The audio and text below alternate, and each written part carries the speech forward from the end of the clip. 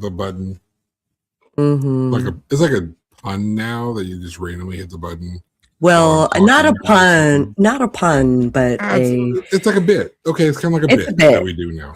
It's a bit. So like I'll just be doing something like I have all these folders. Well, these folders for the different projects, and this one in particular has all my movie notes in it that I have for whatever reason saved. And so now I'm just trying to get them all gathered and paper clipped. For those that are watching, I do know she pushed the button. Yeah.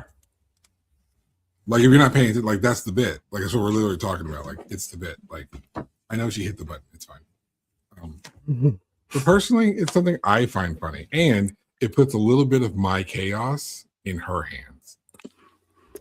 It's like, all right, he's going to be chaotic when the show starts, but I can determine when the chaos starts. I just got the notification that we're live. See, it's fine. Other people have been sitting back and waiting for it. But that's all paper clipped. That's good. I still need it open though.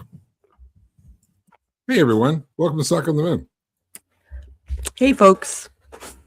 I suspect that you know who we are, but we are Sako and the Moon. I'm the Moon. And we do a show on Fridays that also called Sako on the Moon. Yes. And we interview guests that are in the horror thing we do now. Sorry, you interrupted my train of thought. I do that. Yeah, you do. Where was I? We do a show. We do movie reviews. We do interviews on Friday. Yes, the guest at the end of the episode recommends a movie for us to review, and this past Friday we interviewed Amanda and Joker of Malice Manor, who are the owners, and I learned so much. It was an amazing episode. It was great. And they recommended why does this keep turning off? Oh, it's timed. Stop timing it. Welcome to live TV, people.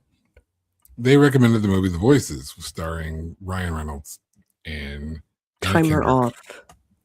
And yeah, it was a fantastic show. You should absolutely go back and watch the episode. One of the things we never really talk about is like live horror performance. And that is what they came to discuss because they own and operate Malice Manor, which is a haunted attraction in Clarksville, Indiana. And it's not just open September, October. They do events throughout the course of the year. I'm not going to tell you what they do, but they do have some events coming up in February. You should go back to the episode and you should hear what they have going on. It's actually pretty cool. Obviously, something for Friday the 13th, something for Valentine's Day, which is the day after. Crazy story, if I can tell this real quick. Yeah, sure. I might even save it. You know what? I am going to save it. I'm going to save it for Friday the 13th. I'm going to save it for Friday the 13th because it happened on February, Friday the 13th. Oh. So the thing, it's a real life thing that happened. It was scary to me. But I'll remind me on Friday the 13th to tell my Friday the 13th story. I'm sure you will remember, but I will not. Because I will not. I have the world's worst memory. Oh, okay. I should write. I'll remember to write it on my calendar later when I redo my calendar over here. Right now, hi, Amanda. It's set for January. I have to set it for. Hello, Amanda. It's set for January. I have to set it for February here later this week, and I'll hope to remember to write that down. Oh, so Amanda says she's invested, so she will remind you. Thank you very much. Thank you. It's a hell of a story. It was a hell of a morning, I'll tell you that. Whew. But that's for Friday the 13th moon to worry about. Today's moon is going to be, along with today's Sako, we're going to be talking about this hilarious fucking movie. At the at the suggestion of Joker and Amanda. It's the voices. I'd never heard of it. Had you heard about this movie prior? I had not heard about it, and I'm gonna put a little Did you not finish the movie? disclaimer. I watched the movie. I reviewed it. It was disturbing for me and triggering for me because I had that sickness when I was young. And so you kind of related. Yeah. So, especially when he was overwhelmed and hit his breaking point and Yeah. all of that, like that was super triggering. Like I can see that now. And when he flips out at the therapist's office. Oh yeah, he absolutely snaps. Like that was triggering. So, so disclaimer, if you have experience with DID or schizophrenia or anything like that, watch with proceed with caution. Proceed with caution. Shout out to Naomi. That's a wrestling reference. I love this life. All right, so if you're new here, which you shouldn't be, because why would you be new here? But on the off chance that you are, we have a 4-star grading system based on theme, production, writing, and characterization. There are some subcategories that we use to sort of determine whether or not a star is born of this category to make a movie fun. So let's get on with theme. My coffee is too sweet. Oh, that's unfortunate. I like sweet coffee. This is too sweet. It's my fault. I made it. I did. Okay, so we have 3 categories that kind of start the conversation about the star. So the star is theme, but we have message, tone and mood, and like trivia, backstory, whatever. Other stuff. Is the movie, like behind the scenes, interesting enough in this theme-ish thing? Right. Okay, so message. We are still good people despite evil actions? I'd go with that. There's something that I typically say to people. I'm like, sometimes good people do bad things and sometimes bad people do good things.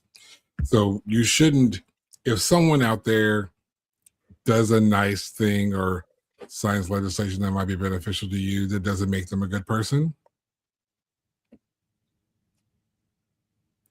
And also, if someone is a good person, sometimes you can screw up and you can do bad things. So just because they've done a bad thing in the past doesn't mean that the whole person gets thrown away. They can still be a good person despite maybe having made a mistake or fucking up somehow in their life. Yeah. And this guy seems like a good guy. Dealt with some shit growing up, and he's just trying. You know, the guy's trying. He's trying to get through. He's working a new job. Everyone seems to like him. He's friendly enough. He's got 0 game. I'll give him that. He's got no game whatsoever. But he's like an insecure dude. I can relate to that. Surprise, surprise. I can be an insecure guy.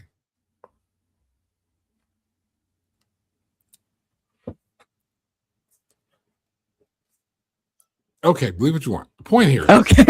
I relate to the guy. Jesus. All right. No, Moon, you're too confident. Tone and mood. Funny, bright outside of his apartment, dark and grim inside the apartment. And I want to get into that a little bit more with production, because that was actually me something too. that I noticed that was done incredibly well. But keep in mind, One thing that we've learned I mean me, um, particularly in this series of reviews that we've been recently doing, is you kind of have to take a movie for what it's supposed to be, what it's intended to be, and see how well they execute the mark. I may have been extra critical onto some horror comedies in the past. This goes beyond Therapy for a Vampire. Don't everybody try to stick me with that one. But if it's intended to be a horror comedy, judge it like a horror comedy.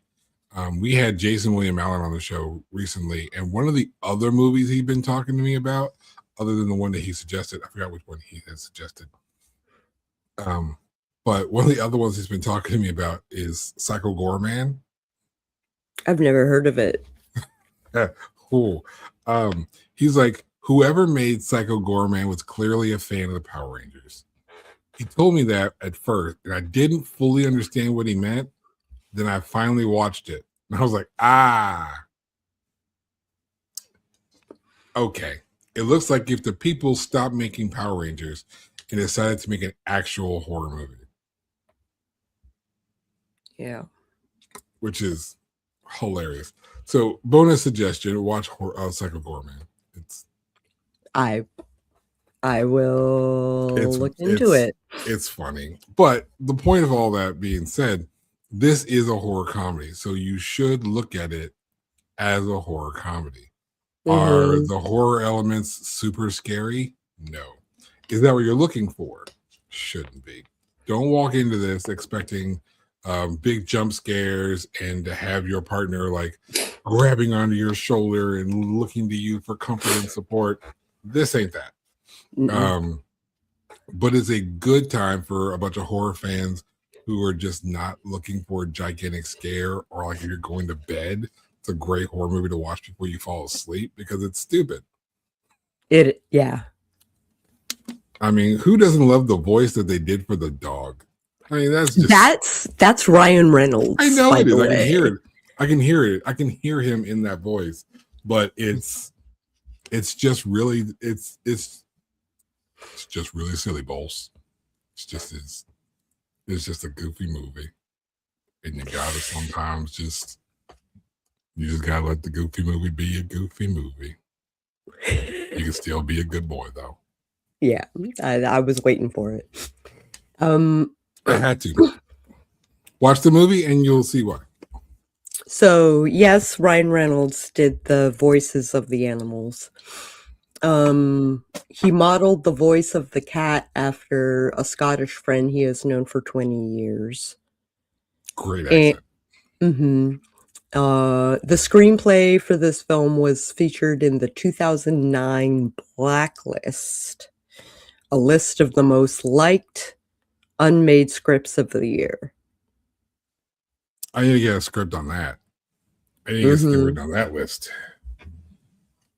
Yeah, you do. Yeah, I do. We'll see how Monster Movie does this upcoming season. I'm excited. I'm excited. Can't wait to actually film it. I have to rewrite it, but that's a whole different conversation. He was a good boy. He was a good intruder. I got your back, Jerry. You know what? You guys should watch this movie for the voices for the animals alone. Like if there was I wish there was like a bonus short of just the animals. I mean, you get kind of a little piece at the end with the credits. But I would watch like a whole half-hour short with just the two animals as characters by themselves. We'll get into that in characterization, but yeah. Okay, so star for theme. Yeah. Okay. Because again, it wants to be a funny movie, and it was a funny movie. Obvious triggers notwithstanding. It was a really, really funny movie. The way they presented, the DID in this circumstance, was comical. It's a conversation that is, just to bring this up real quick, and please correct me if I'm wrong.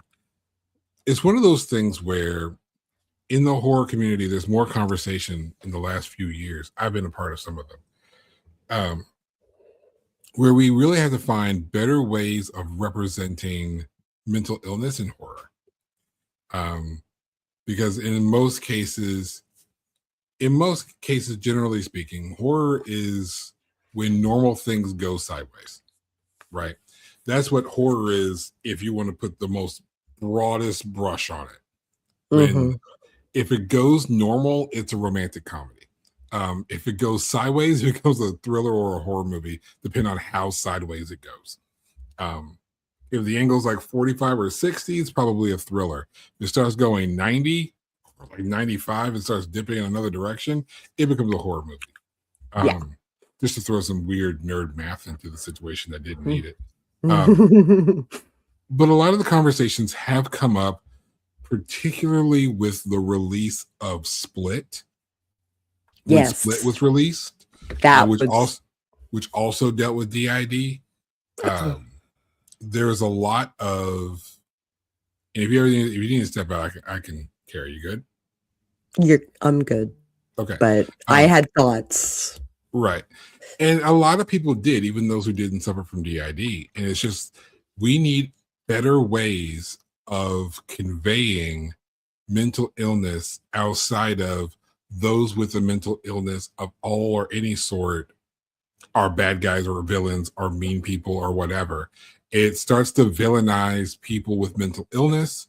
And I feel like doing a movie review like this and having this conversation with or without Sako dealing with, with her stuff in the past, it's our responsibility as horror commentary of any sort that we have to speak on this kind of thing. So I feel like this little interjection is kind of important.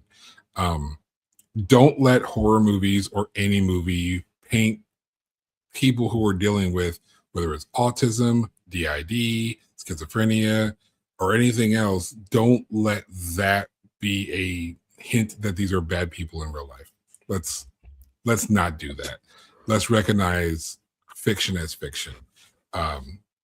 I know that a lot of stereotypes, whether they become cultural or gender-based or whatever, sometimes they're used so that less character development is needed.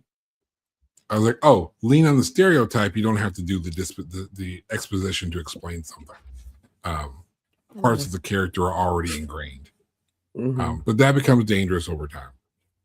And I feel like it's just an important thing to throw out there, to just keep fiction as fiction. And I think it's a sign for those who create horror, such as Sako, such as myself, and a lot of people who do watch this show. I think it's important for us who create horror to take that time where we're studying how deep a knife can go before it becomes fatal, so that our character can come back at the end of the movie or the book. While we're doing that research, let's do some serious research on things like the struggles of different cultures, the struggles that women's suffrage, the issue like drugs, the actual effect of drugs, and the people who have suffered from it and survived it.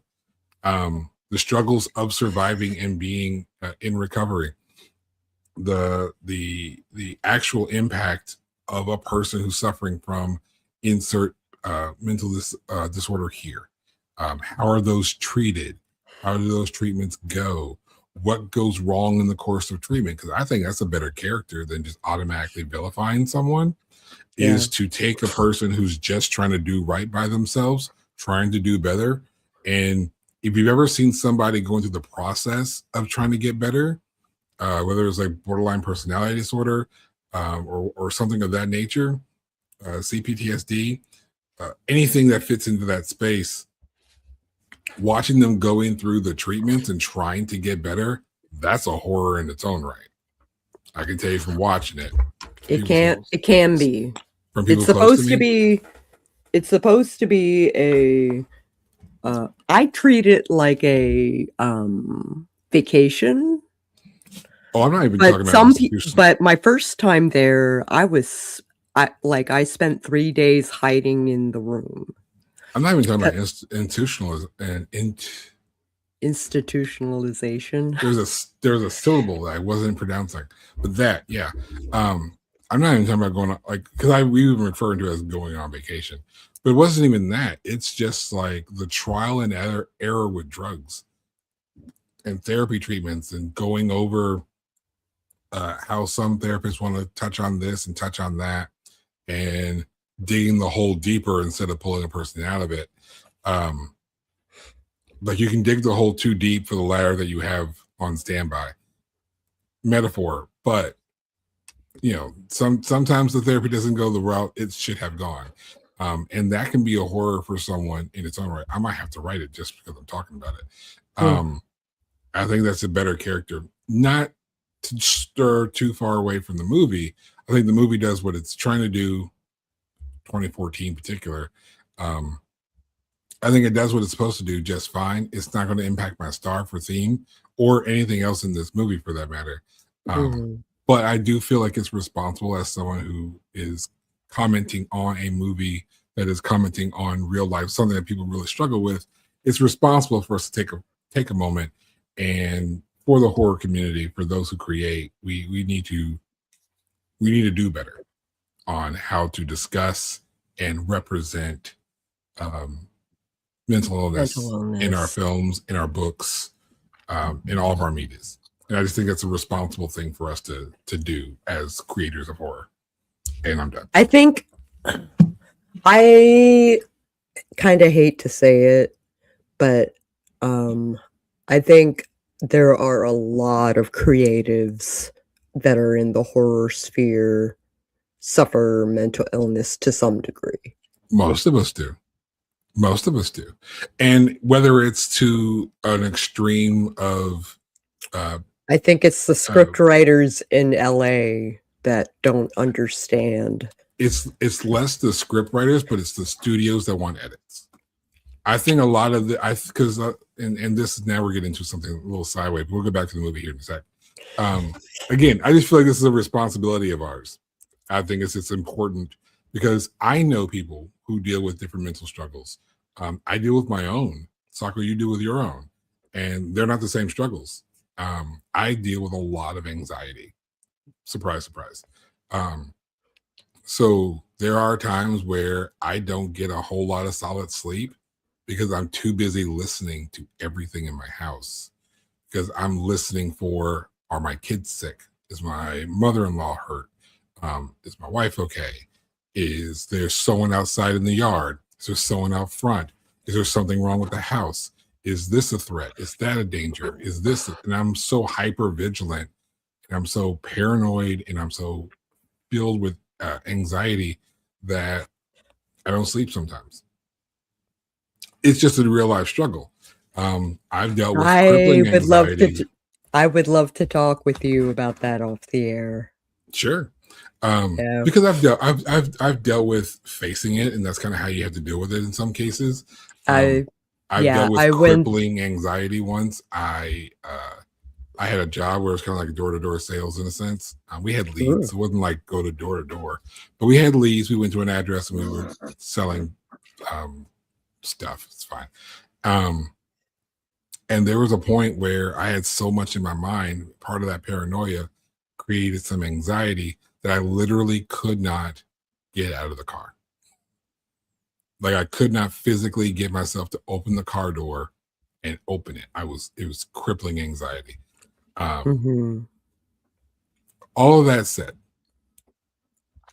it is important to note that when we watch things, this is a public presenting forum for entertainment of some sort. And sometimes we're just trying to get a story out there. To those who create, though, a lot of the reasons why we create and choose horror in its own right is because we've dealt with some degree of either mental illness or trauma. And I've got friends who use their horror as therapy. This is how they get through their issues. Like a mentor of mine has told me that. And so when they are writing their works, that is how they get through. Their works might reflect this issue, or their works might reflect that issue. And so, it's just important for us as creatives to do better at representing things. Because this is sometimes movies like this, or movies like Split, or movies like Girl Interrupted might be someone's Prozac Nation. These might be someone's only access to these things. They may never meet a person, to their knowledge, that suffer through this stuff. So this might be the only definition of it that they know. Right. So we have to be, if this is going to be the only version you see, let it be a good one. And I know my rant. Okay. Thank you. But thank you for that rant. That was, again, I feel like it's important to say. Yeah. If we're going to sit here and make comment on something, we should at least act like we give a shit. And we do. We genuinely do. Okay. Production. We have art direction, makeup and props, and cinematography that we talk about under production. And so art direction, I love the contrast between his apartment and everything else in Milton, which was the town. It almost feels like a Broadway musical without any music. It kind of did feel like a musical. If you ever watched like a musical turned into a film, I know this is in the era of Wicked, and I'm not talking about Wicked, but I'm not excluding Wicked either.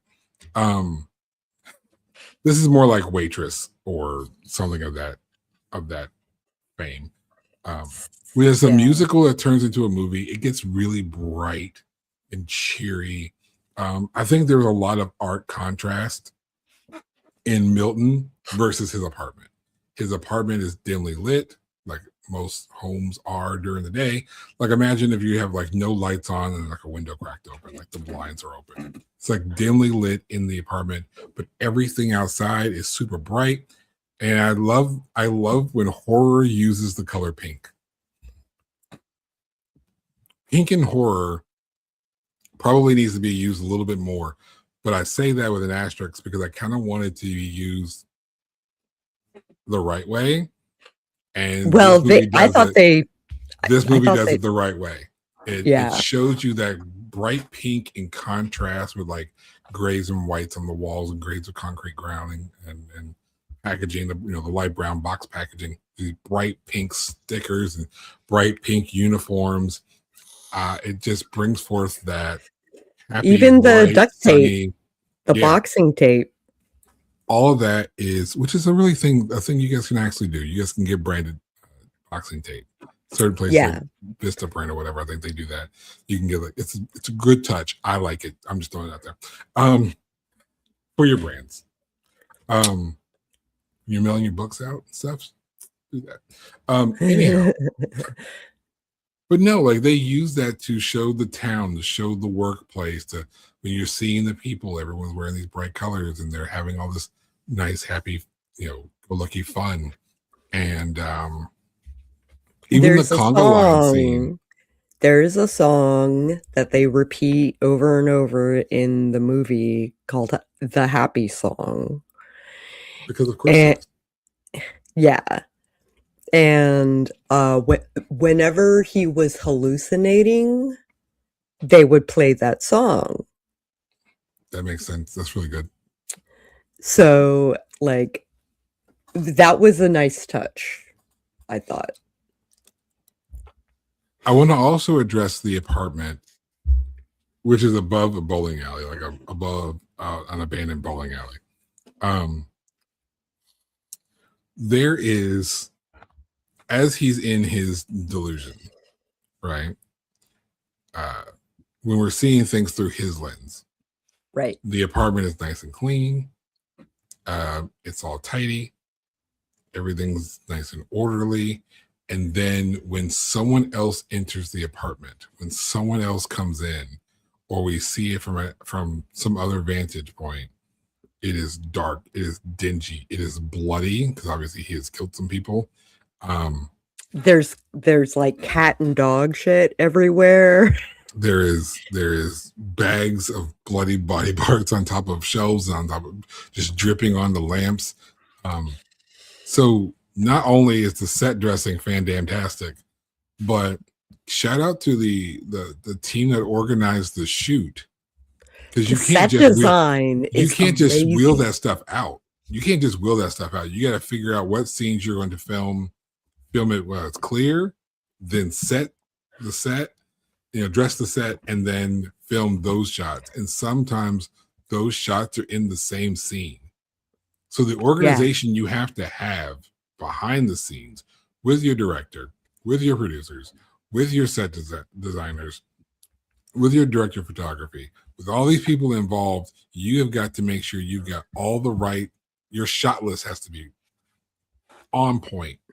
You have to have every shot like, okay, so for scene 35A, we're going to need to do that early, but 35B is going to have this shot, this shot, this shot, and we have to save until we redress the set. The set dress was so clean, so good. The dark dingy with the blood. Okay, you got to ask the question. This is now the thing is, what do you think about the blood? How do you feel about the blood? I thought it was great. Both the fresh blood and the dried blood. And the fact that you can notice that there was a clear and obvious difference between the two shows how much attention they were paying to this movie in production. Because like blood it's will been look a week. Like, what does it look like when it's coagulated? And like, it's been a week. Yeah. Every once in a while they would show Fiona's head, like when he takes the meds, he sees everything for what it is. Yeah. And he is horrified by it. So he doesn't take the meds. Yeah. That's why he gets convinced to take he gets convinced to take his meds. He does. He sees the world for what it was. He immediately stops. Yeah. He shoves all the drugs down the sink. Down the sink. Which is also a good and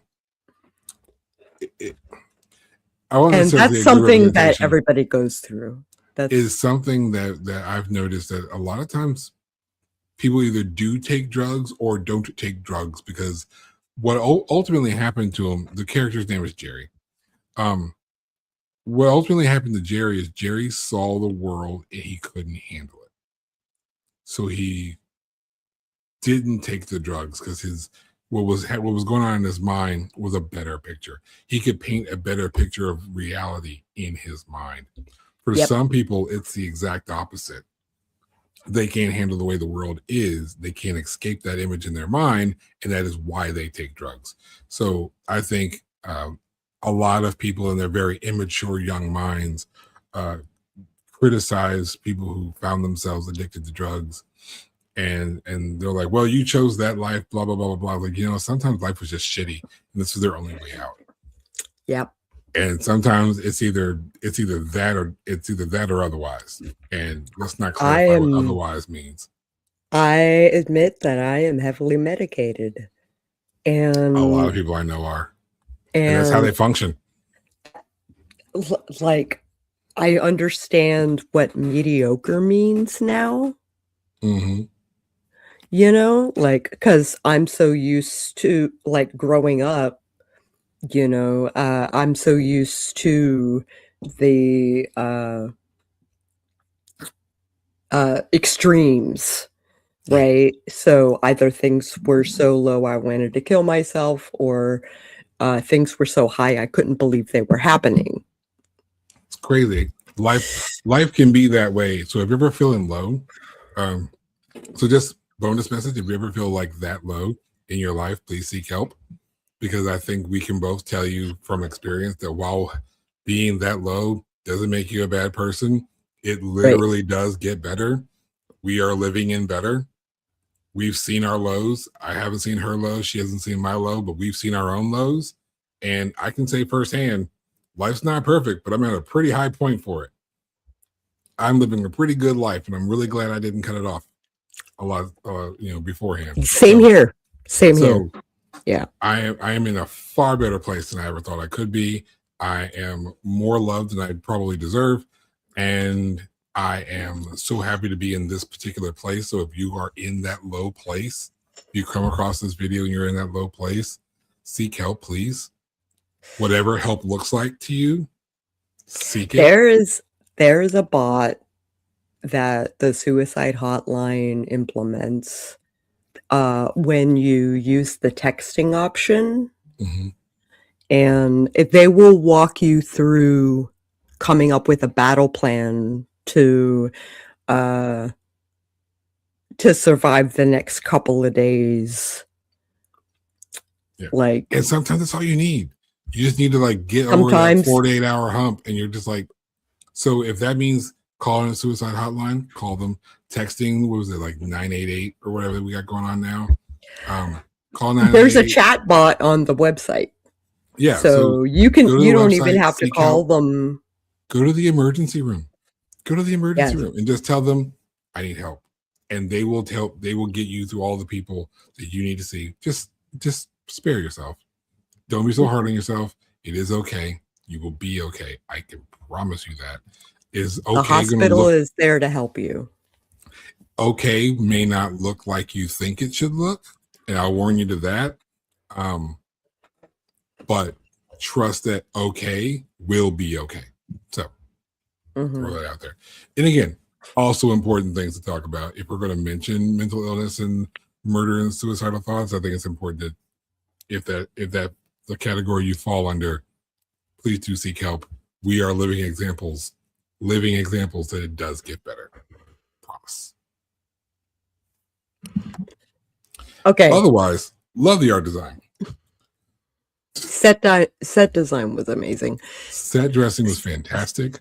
The camera work was good because they had to, again. It was like Hollywood, and Broadway sort of vibe in the cinematography.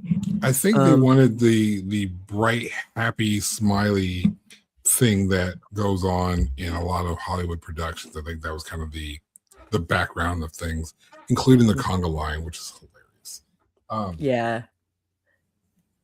But again, with the cinematography, you have to remember that some of these scenes, and I would love to see a good in-depth behind the scenes for this movie, because I can't imagine that you're able to do, like, towards the end, we have the therapist tied up in the apartment with Jerry.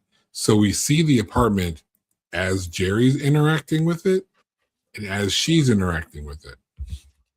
We have the scene with amazingly Lisa. Done. We have the scene with Lisa as she shows up to surprise Jerry, and Jerry's been in the apartment and he's walking around. You see the apartment as he is, and then she breaks in. She breaks in because he locks the door behind him. She's not being creepy. Good character.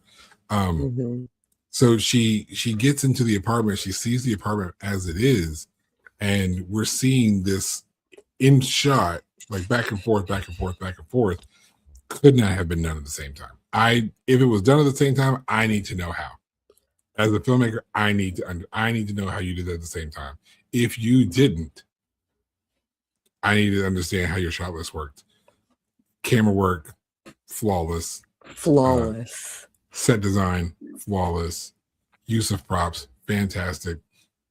The effects, when you have talking severed heads in the fridge, to take severed heads and bring levity to the whole scene, it's fantastic. This movie is super funny, and I have even more respect for Ryan Reynolds as an actor in comedy. This review, beginning of the movie leads you to believe that it's just going to be another Ryan Reynolds like romantic comedy, and then it takes a turn, and it does. But the pacing is so good. It shows like the world before and the world after. And that I'll talk about that more in evolution, but like, it's just so well done. It is so well done. There is one bit in the writing I'm gonna mention that. I'll mention that off top when we get to the next section.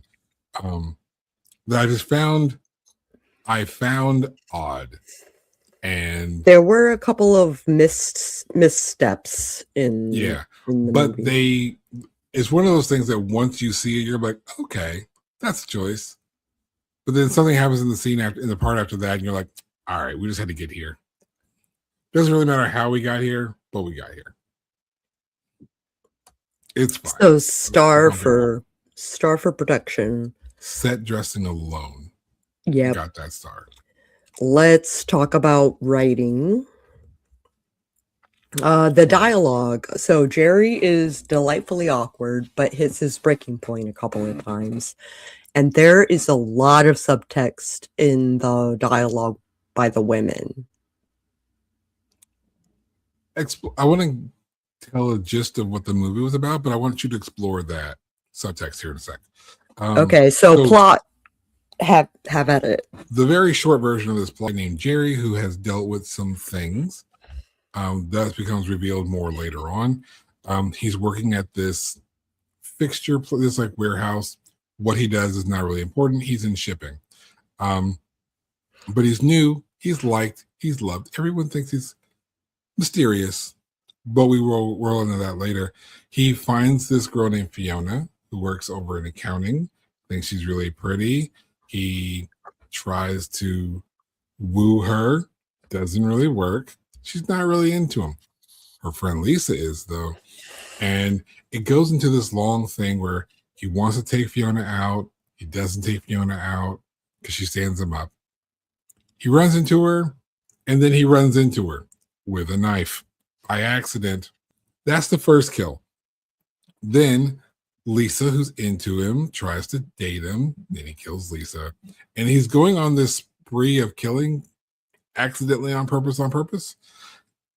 And it just kind of boils down to everyone wondering, why is it everyone who's interacting with Jerry is going missing? And while at the same time, Jerry is like, I don't know what's going on around me. And he's having these wonderful conversations with his dog and his cat and the severed heads of his victims. That's basically the plot until it ends. Turns out that Jerry, his mom, heard voices, and Jerry also heard voices manifesting through like cats and such that were talking to him. And his mom was like, I can't go back to the institution. So he assists in her suicide escape. I was going to think it was a cute way of saying it. Suicide, fine. Okay, cool. I was going to say escape from life.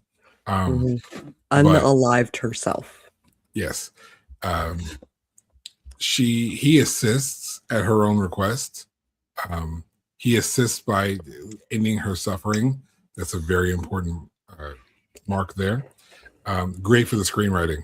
That's why I'm bringing that a point. That's a fantastic use of that. See, Apple says so, according to Sako screen.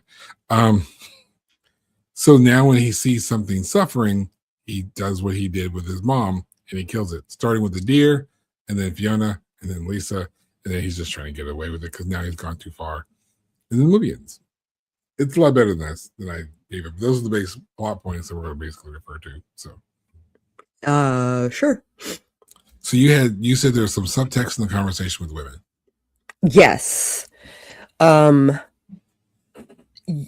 They mention that Lisa thinks that Jerry is hot, but the subtext in everything that she said to him was she being who? Lisa. Okay. She or Anna Kendrick. Lisa. She was genuinely attracted to him. Oh yeah. She was totally into him. She had game. She had game. Lisa had game. Cause I'm even sitting back watching the movie like, that'd work. That'd work. I actually have it in my notes somewhere that the line she used to get him back home. Boy, she's like, oh, you like cats? I have cats. Do you want to come home? Like, do you want to meet my cats? I'm like, ooh. Ooh. That line. Okay. let me write that down. Just a note right there. That's how that works. Okay. Yeah. Cool. Yep. For future writings, people, taking notes for future writings. It was a good line. It was a good line and it worked. Very nonchalant way of getting the guy to come home with you. And that subtext, because the stuff that was coming out of her mouth was very proper and professional. I think she was still trying to be like, I'm a classy woman. I'm not a whore, but I'd like to be a whore with you when we're not here. I think that was kind of like, ooh, I would love the opportunity I would love an opportunity to be a whore with you. I think that's kind of, but I don't want to be too like desperate but I'm gonna need that. Yeah. Like she's like, I don't want to come across desperate, but I'm gonna need that. See, it's a good line. It's a good line. So that's the thing. Oh, and in contrast, Fiona was obviously not into him, not that way. She knew that he was up, like trying to take her out, and this is where it leads to like the issue. And she was like, "But I texted you," and he was like, "No, you didn't." No, he left a message on the voicemail like after the fact. So there was a time where he asks out Fiona on a date, and it turns out that she just kind of like didn't say no, but didn't say yes, but just didn't say no. And he's like, yeah, he's trying to take me out on Friday. And her coworkers were like, well, we're going karaoke on Friday. She's like, right. Well, guess I can't go. You should probably tell him. It's like, no, I'll leave a message. It's fine. He'll figure it out. And so he goes to the restaurant. He waits for her the whole time. Ridiculous scene. There's like, they're at a Chinese restaurant. There's like a Chinese Elvis. It's fantastic. Shishan.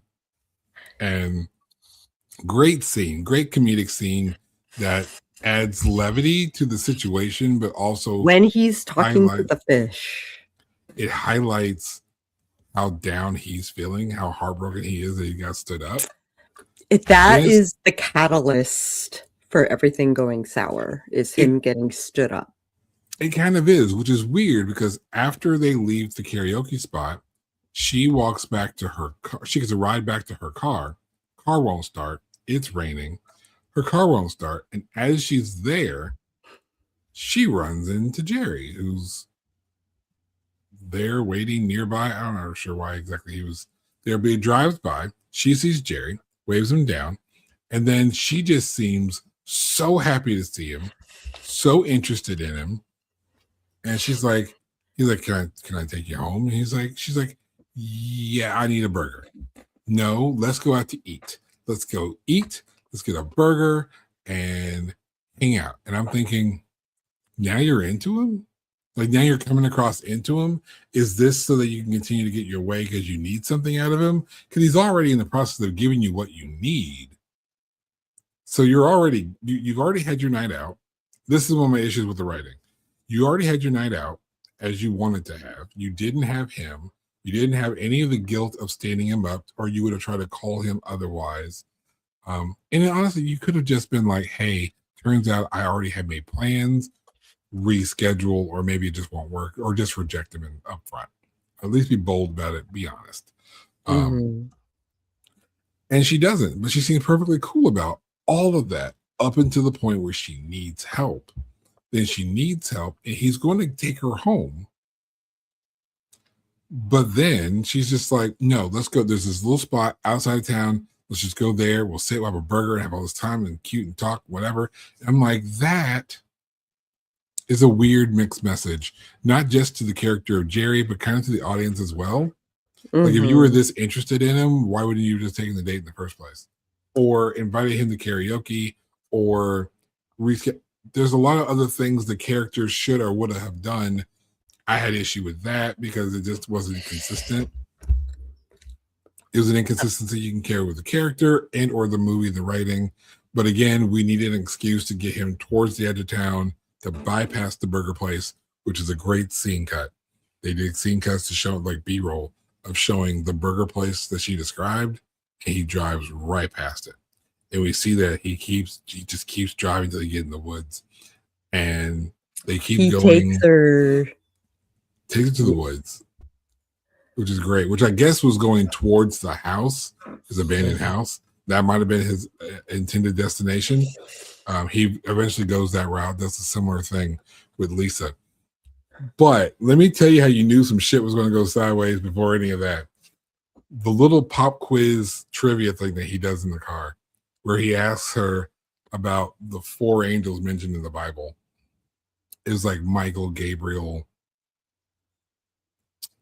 somebody else. And it's like, who's the 4th angel? Now I'm gonna be fussed. I don't know the 3 angels that she mentioned. But who's the 4th angel? And she's like, you're not about to get all weird religious on me. It's like, no, just trivia, just quiz, just throwing it out there. And hits a deer. The deer is suffering. He kills the deer. She's like, what the fuck, homie? And he's like, Lucifer. People forget Lucifer was actually a fallen angel. He was an angel first. So that's the answer to the quiz. And if that's the line you're using to pick up a chick who's already semi-half naked in your car, you fucked up. Like, you have 0 game. This was not going to end well from that moment. This was not going to go well. And it did not.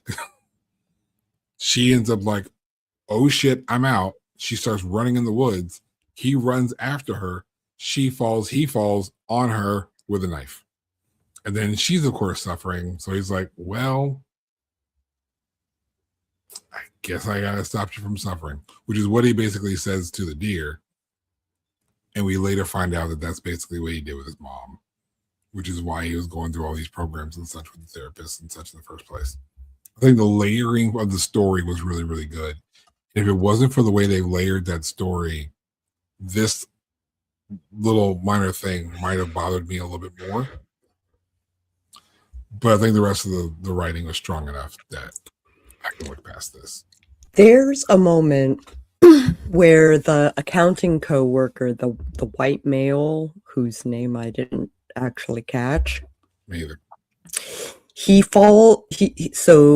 The coworkers, when the big girl, whose name is escaping me, the rest of accounting, which are all male, the 2 males go to Jerry's house and discover what's happened.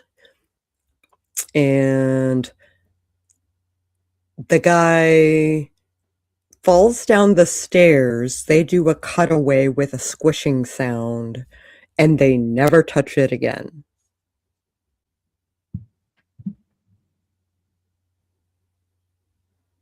Oh, no. I caught that part. So he goes into the apartment. He's running down the stairs because the dog escapes. Right. He runs down the stairs. He vomits. Now here's the thing. I missed that at first too. I actually had to stop it, rewind it, and rewatch it because I missed it at first as well.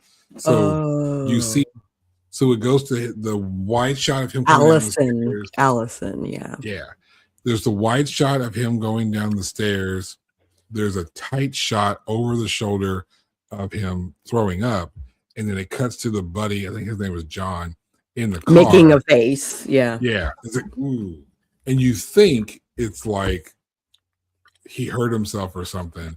Or I thought he hurt himself. Yeah. I thought someone came out and like hurt him. So I had to go back and rewatch it. So I don't know what it was about this particular set of scenes, these set of cuts that took 2 watches for both of us who were watching it separately. For both of us to have to sit back and be like, wait, what just happened?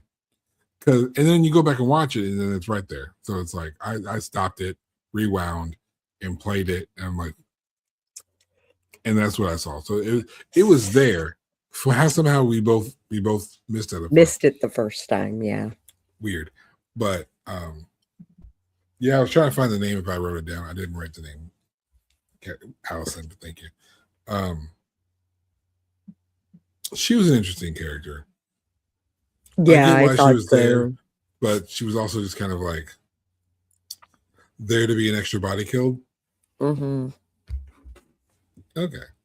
3 girls from accounting. Is what it is. All right, the pacing I thought fit the template, and it was like horror movie template, Yeah. right? So the scriptwriters knew what they were doing. Yeah, they did. This was excellent storytelling. And I couldn't Not just through find dialogue. the writer of the script, just that the script was on the blacklist. Let's see if we can figure that out. Who wrote this bitch?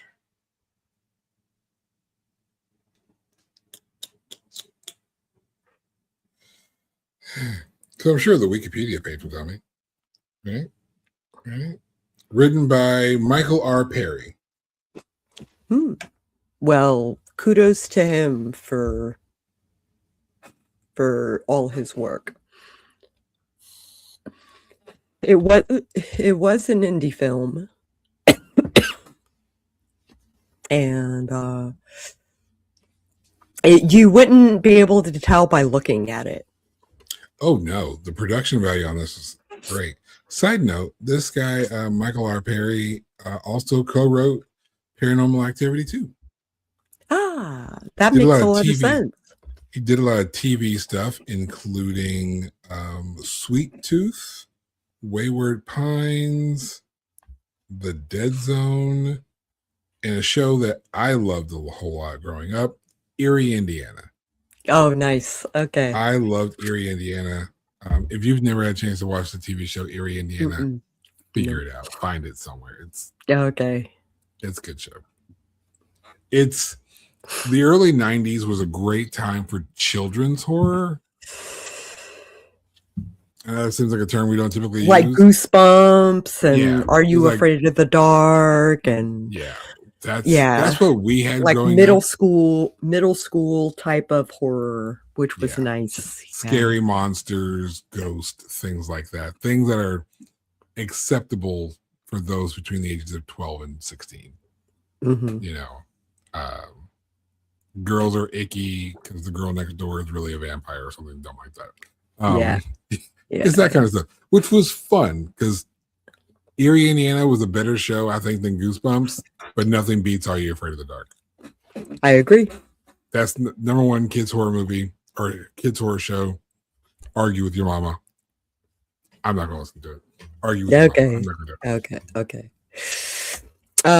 So how do we feel about the writing? It was pretty star-worthy, yeah? I agree. I think it was a very well. There were a couple of hinky notes, but you needed some excuse to get. You needed an excuse for the thing I brought up with the sudden interest. You needed an excuse for her to go with him near the edge of the county and to have this conversation where she seems like she's interested.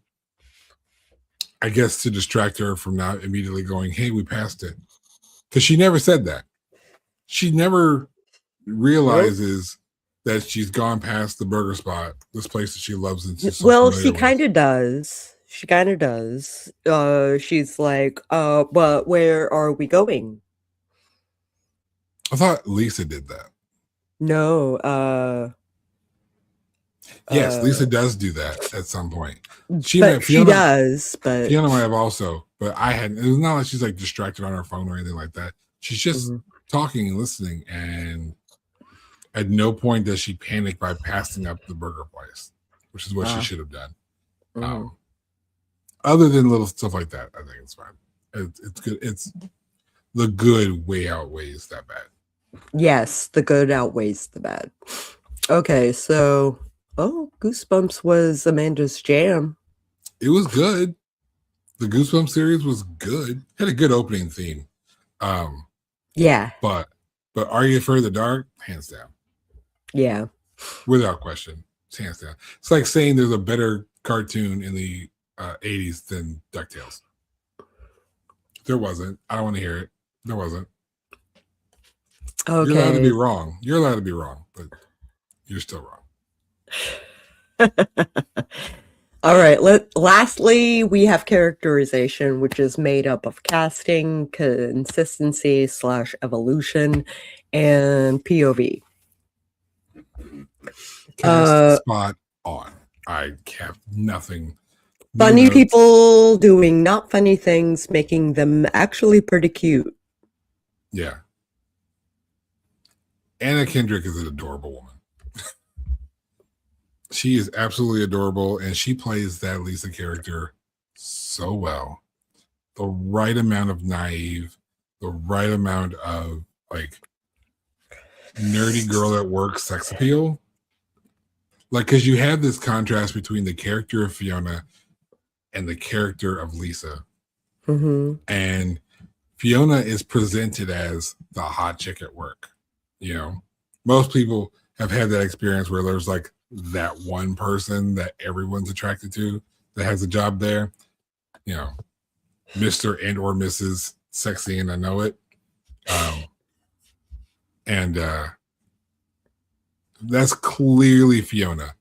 But Lisa is also that girl that's like you probably noticed before the hot chick started working there. But she's not so insecure or bothered by the hot chick that she can't just befriend her. And she does. They're all like really good friends. Or Fiona and Allison. They're all close. Which is why they investigate when they go missing. Yeah. Because they're like, hey, I tried to talk to so-and-so and she's not answering her phone. She's not at a Facebook update. And little things that people start to notice when someone's like missing or whatever. In modern time, this is in 2014. So there's no like Life 360 checking locations or sharing all that. That wasn't a thing as much. But you know, these are sensible ways of trying to find your friend. And you could tell that she was trying to find her friends because all of a sudden her friends aren't coming to work. And I think this plays out really, really well. You have like the asshole dude at work, which is enough of an asshole to be an asshole, but not so much to be unlikable. The character of John, and then there's like the other dude. But the character of John was kind of an ass, but he was just kind of like, dude, this is just a job. He's that guy. He's like, it's just a job. Get the work done. Let's go home. And he's so happy that he doesn't realize that work is over until John tells him that it's over. It's like, yeah, let's go. We're out. It's over now. Like your hair is so beautiful, especially in the back. It's amazing because he was bald on top. Yeah, John was the dark skinned guy, but but still, that just kind of showed the Ryan Reynolds character. And I think Ryan Reynolds, again, this is one of those movies when you go back to watch it and you're like, all right, I remember Ryan Reynolds in, I think like Blade 3. He was goofy in Blade 3. He's goofy in a lot of movies, and it kind of makes you want to find all of his comedies and just sit and have like a Ryan Reynolds marathon. Yeah, I would kind of sit through that now. I wouldn't have sat through that beforehand with my Mint mobile phone or whatever. I would do all of his horror movies. You know what? He's got a collection now. I might have to peep that out and drink some. Was his liquor Aviator? I think Aviator is his liqueur, his liquor. Yeah. So yeah, I'd sit down with a glass of that. Ryan, if you and Mint Mobile want to sponsor the show, we'll do like a whole thing about it. All right. So evolution. Despite the evil he's done, he still made it to heaven. He did. And I think that's I think that goes into the underlining theme that keeps being repeated, because the character of the dog and the character of the cat are fantastic. But there's a part of Jerry, because they're all Jerry. They're all honestly. Jerry. But the dog is constantly reminding him, you're a good boy, Jerry. You're a good boy. Until he kills Allison. Yeah. And he's like, all right, I'm not so sure about that anymore. You may not be a good boy. But even as he's going to heaven, it's kind of like, all right, that's it for us. because now he's laying there, he's dying, and now we're just kind of in this white space with the dog and the cat, and they're talking to each other. So you can see like this is in his mind as he's fading away, and it's a really good little scene there where it's just like, all right, man. Well, here we are. This is goodbye. And we didn't get along, but it's been fun. And I think that's really kind of how a person can break themselves down. It's like, I've had some good times, I've had some bad times. I've been a good person, I've been a bad person. But I think in the end, it all kind of balanced out. Yeah, maybe so. And I think that's kind of the way he finished it. That's how I'm taking it. And I'm taking that as how how well those characters were developed, even if they're all obviously aspects of Jerry. So it's kind of like Ryan Reynolds plays multiple characters without having to get in a lot of makeup in a fat suit. Fair. Eddie Murphy, Martin Lawrence, Tyler Perry. POV was mostly Jerry when he was hallucinating, most especially. And then third person to show the contrast. Yeah. Which is great. If you're going to use multiple like general vantage points, that's how you do it. And that's why you do it. It's how you do it. That's why you do it. Make it make sense. Give it purpose. I think that's the one thing that all good art has, whether you're making Oscar-worthy movies like Sinners. Shout out to Sinners that we reviewed a few weeks ago. 16 Oscar nominations, and I'm going to do some representation here. 16 Oscar nominations for a black-ass movie. That's a black-ass movie.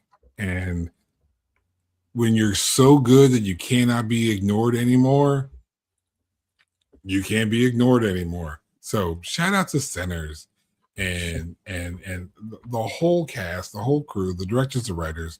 Shout out to Sinners. But whether you're a movie like Sinners or a movie like Voices, yeah, good writing is good writing. Good characterization and good character building is good character building. And all are worthy to write. And you don't need the Academy to tell you to watch these movies. If you're waiting for an award season to see what good movies are out there, you're wasting your damn time. Do not wait for the awards to tell you, oh, Oscars say this is a movie to watch. No. Watch all the movies. Watch all of them. Because whether it's Sinners or Voices or Bubba the Redneck Werewolf or Velocipaster or The Thing or Jack Frost, whatever the movie is, I don't know what is going on over there. Whatever the movie is, it's worth watching. Someone put the time and effort into making it. You can give a little effort into watching it. You don't have to like it, but it's worth watching. What is going over there that got your face so sour? Apparently I am in a chat that I don't want to be in. Leave group. All right. Well, tell them to watch the show and to like and comment below, to like this video and subscribe to our channel here on YouTube and hit the notification bell so that when we talk to our guest this Friday, you'll know exactly when it is. It should be 11 o'clock. It's probably going to be 11 o'clock. It's scheduled for 11 o'clock. But if you want to see me and Sako talk to, author and actress and all bunch of other things that she's recently fallen into, Stephanie Lanham, then you're going to be here for the show on Friday. Do you have a bad memory like me? Then set the notification bell right down there for always on to see all the videos. So whenever we go live, you are one of the first people to know about it. See what I did there? Well, it's getting better and better. It's getting better and better. I've been practicing. Okay, well, that was the Voices and our... We voted secretly in our voted. minds, it got a star for the last category. It's a 4 It star. it did. It did. We didn't say So it out loud. It was in our brains. We just yeah. Apologies. she got distracted. It happens. There's so that's 4 stars Post us. that we gave the voices. Despite its hinky parts, like the good outweighed the bad. Significantly outweighs the bad. I think every movie has hinky parts. There's always going to be something that doesn't, either a joke you don't catch or something that you're unfamiliar with. I think we've watched movies where it's just like, okay, this might be like a thing I just don't understand. I'm not from that space. I don't live in that area. I'm not of that culture. I missed something. Sure. It happens. So maybe you missed a thing or a line or something, but it's damn good movie, and there's enough of the universal stuff to matter. All right. Catch us at 11 a.m. Eastern on this channel on Friday, and we'll catch you then.